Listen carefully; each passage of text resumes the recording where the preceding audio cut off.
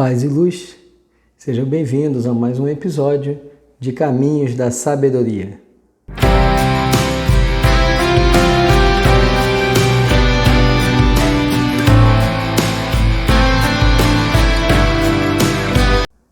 E vamos continuar nossa conversa a respeito do livro Vivendo, Amando e Aprendendo. Ensine a vida. Neste capítulo, o autor ele nos apresenta a necessidade de nós ensinarmos a vida. E o que seria isso? Ele diz que a vida ela é o conjunto de momentos que nós passamos, os bons e os ruins. E que a gente não pode atravessar a vida achando que só devemos ter momentos bons, porque a maior parte do nosso aprendizado e do nosso crescimento vem dos desafios, vem dos obstáculos que nós superamos. Então ele coloca que ensinar a vida significa aprender a conviver com essa grande gangorra que é a vida, que alterna bons momentos e maus momentos. E ele coloca também que ensinar a viver significa aprender com o outro, olhar nos olhos do outro e conseguir captar a essência da vida do outro, porque cada um tem algo de importante e de valioso para ceder para o outro.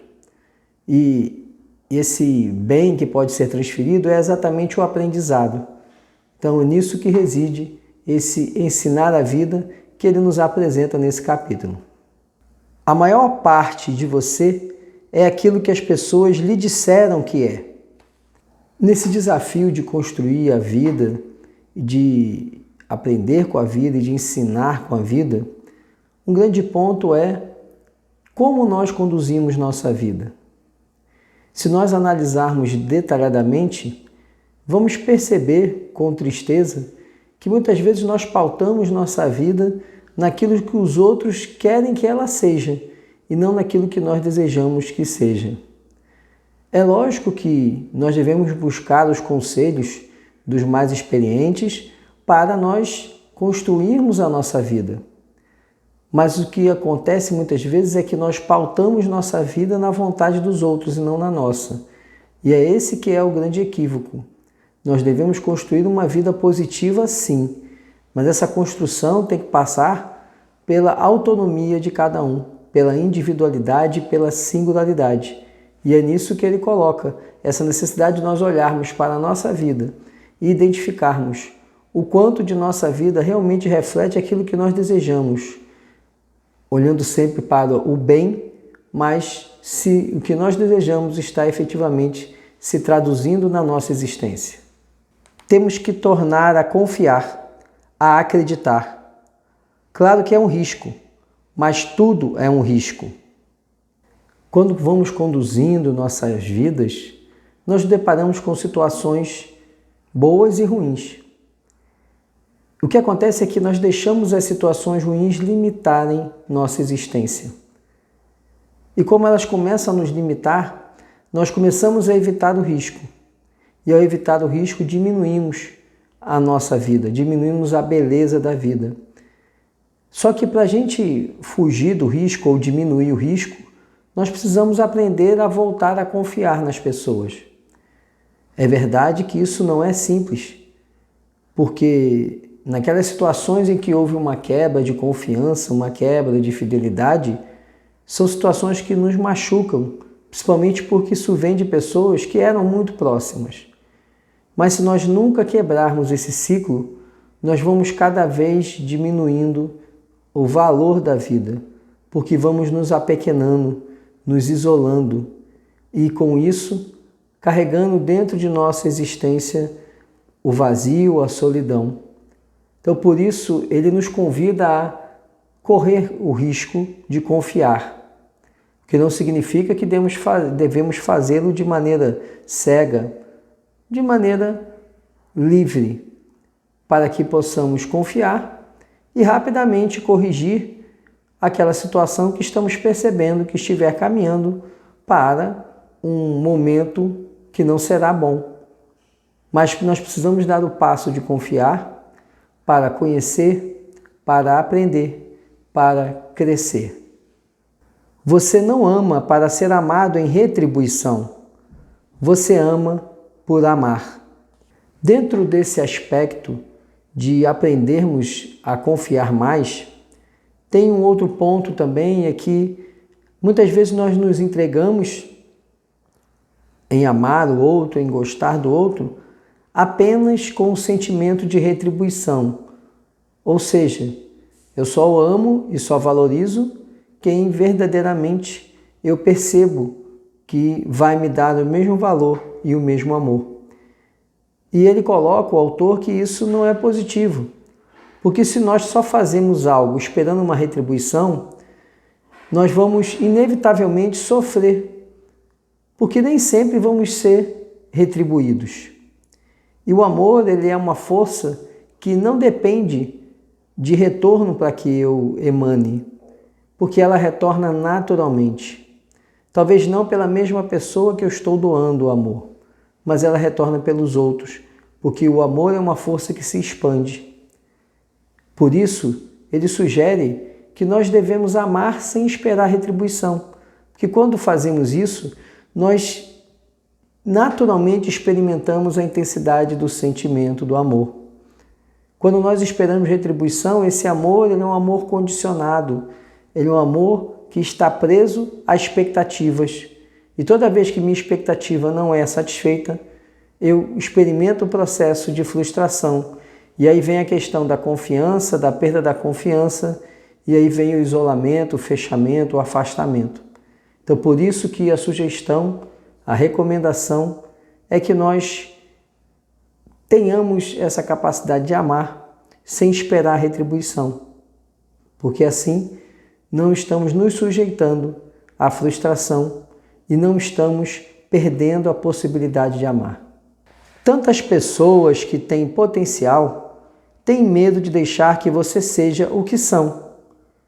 Perde-se tanta beleza porque temos medo. Esse aspecto é muito interessante. Muitas vezes nós encontramos pessoas que limitam nossa vida, porque elas limitam com receio que nós cresçamos mais do que elas. Por mais que pareça um paradoxo, mas isso realmente acontece. Acontece nas relações familiares, muito nas relações profissionais, educacionais. Muitas vezes o professor ele limita o aluno porque ele encontra um aluno que é brilhante e que pode ofuscar a sua posição de mestre. Isso vale em várias situações da vida.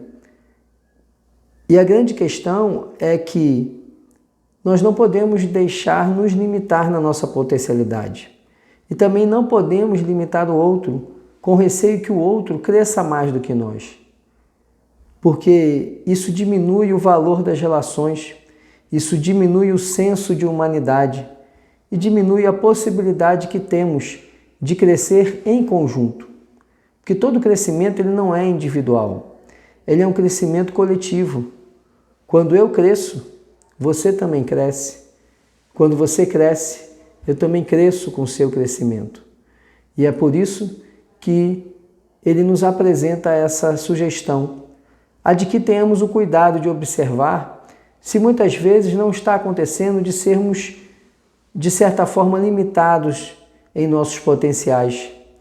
Limitados justamente porque aquelas pessoas que olham para nós têm receio que nós avancemos mais do que elas avançaram. E precisamos entender que a vida é um processo de evolução contínua. Ela não é um processo estratificado, que eu ando um passo e depois fico ali estável, depois ando outro passo e fico estável. Não, ele é um processo, ele é contínuo, às vezes ele é mais acelerado, às vezes ele não é tão acelerado, mas ele é um processo contínuo. E nesse processo contínuo, se eu encontro pessoas que vão colocar barreiras no meu crescimento, eu estou perdendo a possibilidade de me tornar aquilo que eu tenho potencial para ser. E essa situação de se prender nas limitações do outro está relacionado com o medo, porque o medo faz com que eu não queira avançar, porque a outra pessoa ou as outras pessoas colocam tantos obstáculos que me passa a sensação de insegurança. E experimentando a sensação de insegurança vem o medo. E o medo é o grande atravancador do nosso processo evolutivo, porque ficamos com receio de experimentar o fracasso, a dor, a perda, e ao fazer essa escolha de paralisar, nós perdemos a chance de seguir e de evoluir. Então é preciso não permitir que o medo nos oblitere, nos impeça de avançar. E esse medo, muitas vezes, ele é incutido por aquelas pessoas que ou passaram por situações difíceis e esperam estar nos protegendo dessas situações, ou então pessoas que até mesmo não querem ver o seu crescimento, em razão de perceber a sua potencialidade. É preciso, então, nós sabermos avaliar essa questão das limitações que nos são colocadas e não permitir que o medo dos outros cresça em nós também a árvore sombria do medo, nos impedindo de agir e de encontrar a luz, encontrar o dia. Vocês têm escolhas, sim. Podem escolher a alegria em vez de o desespero. Podem escolher a felicidade e não as lágrimas. Um ponto crucial na nossa vida, na nossa jornada, é nós não nos sentirmos sem escolhas. Às vezes somos colocados em situações que parecem um beco sem saída. Parece que nós não temos opções nem alternativas, mas sempre há opções. E nós precisamos aprender a escolher. Escolher opções que nos propiciem encontrar a alegria e a paz. E não escolher opções mais cômodas, que vão refletir lá na frente no sentimento de tristeza, de perda, de fracasso. Quando nós deixamos o medo funcionar como fiel da balança das nossas escolhas, nós acabamos permitindo que escolhas positivas sejam afastadas. Porque quando fazemos escolhas pelo medo, tomamos sempre as escolhas que são mais restritivas e acabamos restringindo nosso potencial, acabamos limitando e mais à frente vem o sentimento de frustração, porque percebemos que tomamos a escolha que foi a pior. Você, na verdade, é a maior força para você. Na vida nós temos, às vezes, a visão equivocada de pensarmos que precisamos incessantemente de alguém para nos apoiar.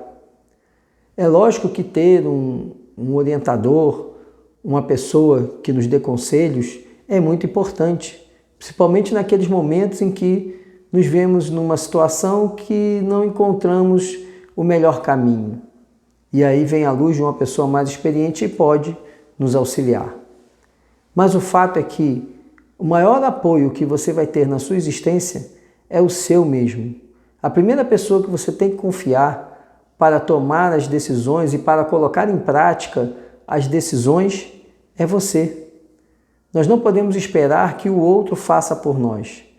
Nós não podemos fazer escolhas única e exclusivamente com base na opinião do outro, porque aquela visão que o outro tem não é a visão completa do problema que estamos passando. Nós que estamos ali vivendo sabemos onde está a dor. Aquele ditado que diz, né? Cada um sabe onde aperta o calo no seu sapato. Às vezes a solução que o outro vai dar não vai ser uma melhor solução. A melhor solução vai vir de você mesmo, com base, com o apoio de alguma orientação. Mas você tem que pegar aquela orientação e transformar ela, adaptar ela para você e confiar em você e colocar em prática.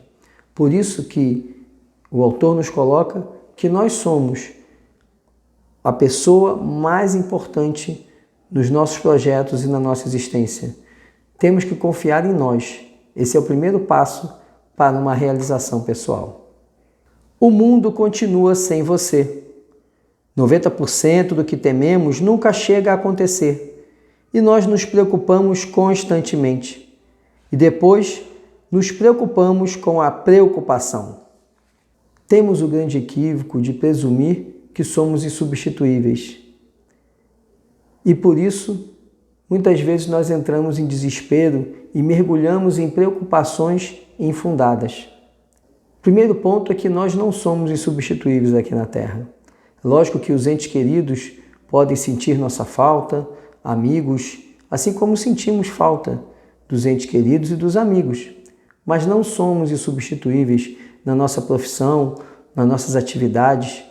O dia que nos afastamos, certamente outra pessoa é colocada para fazer aquilo que deveríamos fazer. Ninguém é insubstituível. Isso é um ponto libertador, porque quando nos libertamos desse sentimento de ser peça fundamental, nós também levamos uma vida mais leve. E ao levar uma vida mais leve, nós nos libertamos da preocupação.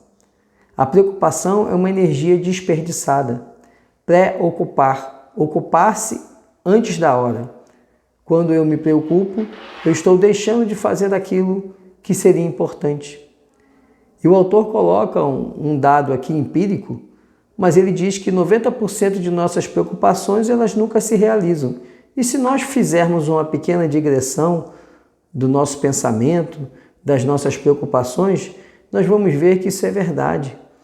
Muitas vezes nós aumentamos o tamanho do problema justamente pensando no que pode acontecer de pior. E passamos horas, sofremos, simplesmente pensando naquilo que não aconteceu e que provavelmente não vai acontecer na dimensão que a gente está desenhando. Precisamos aprender a nos preocupar apenas com o que é essencial, com o que é fundamental, e não preocupar no sentido de perder tempo, de ficar sofrendo, e sim preocupar de pensar em como agir e agir. A preocupação pela simples preocupação, ela acaba se tornando uma doença.